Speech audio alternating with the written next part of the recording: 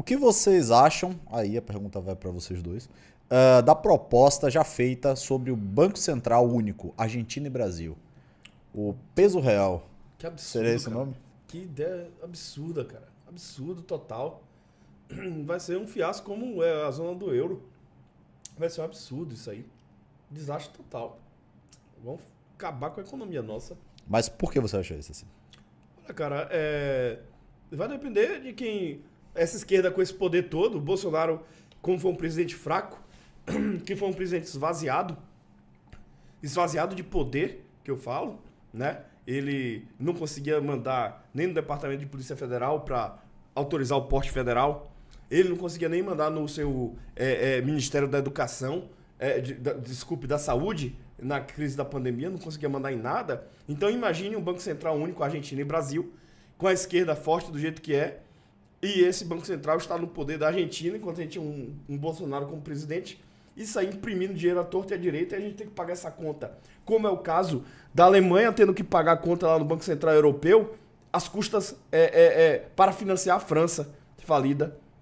A Alemanha foi um esquema que montaram, esse Banco Central Europeu foi um esquema que fizeram para dobrar a Alemanha novamente. A Alemanha surgindo como uma superpotência, criaram essa bizarrice aí do euro, justamente para a França dobrar a Alemanha novamente, não deixar a Alemanha se transformar numa superpotência. Tudo gira em torno da Alemanha. Novamente essa crise aí em torno da Alemanha com a Rússia. Então, o euro foi justamente essa questão de uma tentativa de você controlar a Alemanha. Isso aqui fala é o professor Jesus Huerta Soto, lá da Escola Austríaca de Economia.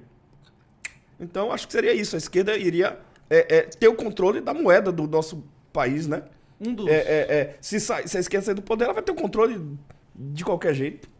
Entendeu? Porque uma vez estabelecido... Um ponto que Aaron falou muito relevante aí é que hoje o governo faz controle de política fiscal e monetária. O Banco Central, depois de Bolsonaro, ele passou a ser independente. É uma coisa que eu acho absurda. A existência do próprio Banco Central é uma desgraça. Ele ser independente ainda é pior, né? A questão é que, geralmente, eles são indicados pessoas do Deep State, que ainda é mais difícil mudar politicamente. Agora, o neto lá do Bob Fields, o Campos Neto, que inclusive foi um dos agentes mais ativos do Fórum Econômico Mundial no Brasil, avançou globalismo, CBDC, tudo que não presta no Brasil. Ele tem um mandato até 2024, ele é extremamente hawkish, que ele chama, não é isso? Esse cara não vai sair. Pra Lula tirar esse cara, ele precisa de uma PEC, não é isso? Então, Lula vai ter controle do fiscal, mas ele não vai ter controle do Banco Central até pelo menos 2024. É mais um fator demonstrando aí que o Brasil ainda vai ter uma janela de oportunidade para você desinvestir, né?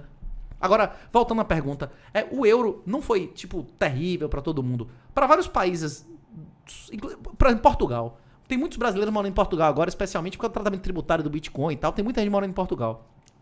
Portugal, o euro fez muito bem a Portugal. Portugal, quando quebrou, a Troika impôs a eles medidas de austeridade que eles nunca fariam. Portugal chegou a demitir quase 20% dos servidores e reduziu em 30% os salários dos servidores que sobraram. Reduziu carga horária, reduziu o salário mesmo. Nenhum país que imprime a própria moeda demite 20% dos servidores públicos e nem reduz em 30% o salário de servidor. Isso aí é uma coisa que você só faz se não tiver jeito. E só tem jeito se você não controla a própria moeda. Então tudo depende da maneira com que é feita. Se a moeda única da Argentina e do Brasil fosse ouro ou prata, aí seria maravilhoso. Rapidinho. Você tá dizendo que foi bom pra Portugal, que era o pobre da história. Era o primo pobre. Portugal, Grécia, pra todos. Você tá falando... Mas a Alemanha pagou essa conta. A Alemanha pagou essa conta. Então, no caso, a gente vai pagar essa conta com os países lascados do nosso lado. Aí, Argentina, Paraguai, imagine. Entrar as porra dessa do seu lado. O que você acha aí, Renato? É isso. Se tivesse um currency board... Se houvesse um currency board com sede nas ilhas... Como é que você... A ilha que você gosta? Não, qual é a ilha que você gosta? Ilhas Virgens Britânicas, Guernsey. Se tivesse um currency board, uma pessoa jurídica lá, que emitisse a moeda que você depositou em ouro ou em prata, tava maravilhoso, ele só não ia ter moeda, não é isso ou não? Se a moeda fosse baseada em ouro e prata, seria maravilhoso. Depende com a forma com que seja feito isso. Vou lhe dar um exemplo. A Venezuela dobrou a economia depois que liberou geral o dólar circular lá, não é isso? O crime caiu a metade. A Venezuela agora tá vivendo um renascimento econômico com todo mundo podendo ter dólar. Há 3, 4 anos atrás, quem fosse pego com dólar na rua ia preso. Agora liberou geral. Inclusive na rua se anuncia tudo em dólar, até nos sites venezuelanos, não é isso? Beleza. Inclusive, uma coisa que eu já comentei várias vezes. Eu acredito firmemente que a Rússia, por exemplo, poderia destruir os Estados Unidos se ela liberasse a circulação de dólares sintéticos. Os BRICS não estão negociando como é que vai fazer uma moeda não dólar entre eles. Se eles fizessem um dólar sintético, lastreado em Bitcoin, como o MakerDAO, que essa semana, inclusive, teve um dos fundadores do MakerDAO que simulou a própria morte, né? O cara de 29 anos, bilionário, morreu numa situação que ninguém viu o corpo e tal, morreu afogado. Uma daquela, tipo, micéia, exatamente aquele esquema de simular a própria morte.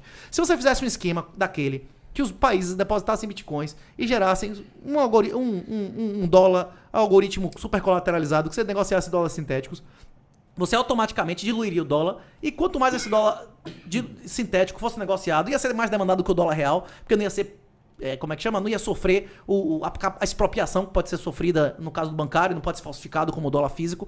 Esses países só iam ganhar, porque o colateral que eles colocaram lá ia valorizar. A Rússia, por exemplo, a China podiam destruir os Estados Unidos facilmente, que ia destruir o valor do dólar fazendo isso. Depende como seja feito.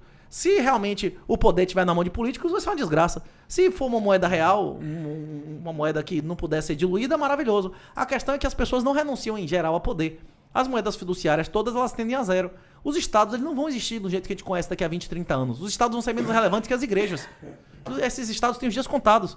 Quem nos garante isso é a curva de Laffer, não é isso? Eles tendem a arrecadar cada vez menos, porque eles vão aumentar a presença deles. O governo vai regular mais ou menos. Quando o governo regula e tributa mais, depois de um certo ponto, ele vai arrecadar menos. As atividades informais vão aumentar. A erosão fiscal vai ser brutal. O Estado vai arrecadar cada vez menos. O Estado daqui a 5 ou 10 anos vai ser menos relevante que agora. A questão é que ele não vai morrer sem lutar. Ele vai proibir moedas físicas, vai impor CBDC, vai impor controle totalitário. Esses 70 mil, não foram 70 mil caras que a IRS contratou no ZEUA, nos Estados Unidos, vai ser integralmente para combater relações informais, que é dinheiro em cash, não é isso? Então você acha que se os estados eles fizessem o papel inverso, então, na real ele teria mais tempo de vida? Se os estados adotassem uma moeda de verdade e fossem forçados a fazer austeridade fiscal, como Portugal foi obrigado a fazer austeridade fiscal, eles podiam entrar em um caminho mais sustentável. Perfeito. Ou não, isso não aconteceu com o Bolsonaro? Houve mais moralização? Não houve, Aron? Como é que você que está acompanhando as empresas estatais? As estatais, em princípio, são coisas que não governam assim viável, porque pessoas que não são donos administram o negócio. Mas podem ser mais ou menos moralizados, né? Isso moralizou ou não moralizou? Olhando pela contabilidade, pelos fundamentos das empresas. Moralizou bastante. Você tinha a Petrobras com prejuízo de bilhões, com lucros irrelevantes e agora você tem um recorde de lucro nunca visto. Buriti. Uma caixa econômica, um correio que deu prejuízo a vida inteira, tendo mais de 2 bilhões e 600 milhões de lucro. Você pode considerar um brega uma coisa imoral, mas tem vários níveis de imoralidade. Você pode ter um brega pedófilo, você pode ter um brega de escravos sexuais, não é isso? Não tem vários níveis de imoralidade no brega, não é isso ou não? Uma coisa é um brega que uma mulher vai lá porque ela quer, não é isso e tal. Outra é com criança, outra é com escravo, não é isso ou não? Um brega que morre com mutilação, não é isso? Com animais. Tem vários tipos de brega, não é isso ou não? Zoofarm, com animais, né? Eu não sei. Chama, inclusive, tem vários estados que proíbem nos Estados Unidos. Pode teorizar aqui. Chama Zoofarm nos Estados Unidos lá. Tem vários estados que proibiram com jegue, com e tal, não é isso? Que morre gente no meio, não é isso? Não sabia, não. Zoofarm, tem tudo isso. Deixa eu quero, vou botar isso aqui. Isso tem vários níveis de moralidade. Tem uma coisa imoral, mas tem vários níveis de moralidade. Na cadeia, todo mundo pisou no pé de alguém. Até o cara que é inocente ali, ele se meteu com alguém que não devia, não é isso ou não? Só que todo mundo na cadeia igual não é isso ou não? Dentro dos vagabundos tem vários tipos de vagabundo, não é isso ou não? Tem os níveis. Tem ladrão, assassino, estuprador, latrocida, são coisas diferentes, não é isso ou não? Sim. Tá. Renato, quando você falou aqui da questão do ouro e prata, o Duarte fez uma pergunta aqui. Você poderia explicar como se fosse para uma criança, você está querendo uma explicação bem calma, detalhada, o fenômeno do stock to flow, além do exemplo do ouro e prata, que pode fazer com que a Bitcoin multiplicar tanto o market cap? O stock to flow ainda não está nos livros de finanças. Eu acho que daqui a uns 5 ou 10 anos, quando você comprar o da Modaran, o Copland, qualquer um desses grandes manuais de finanças, ele vai estar lá.